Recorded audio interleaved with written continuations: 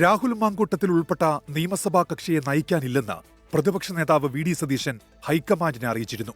പിന്നാലെ രാഹുലിനെതിരെ നടപടി വേണമെന്ന് രമേശ് ചെന്നിത്തലയും നേതൃത്വത്തോട് ആവശ്യപ്പെട്ടു. ഷാഫി പറമ്പിലൊഴികെ സംസ്ഥാനത്തെ മറ്റ് നേതാക്കളും നടപടി ആവശ്യപ്പെട്ട് രംഗത്തെത്തി. ഒരിക്കലും പാർട്ടി കുറ്റാരോപിതരെ രക്ഷിക്കുന്ന സമീപനം സ്വീകരിക്കില്ല.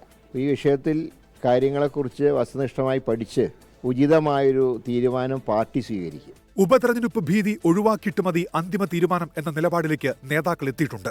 നടപ്പ് നിയമസഭയ്ക്ക് 1 വർഷത്തിന് താഴെ മാത്രമേ കാലാവധിയുള്ളൂ എന്നതിനാൽ ചട്ടപ്രകാരം ഉപതെരഞ്ഞെടുപ്പ് വേണ്ടിവരില്ല.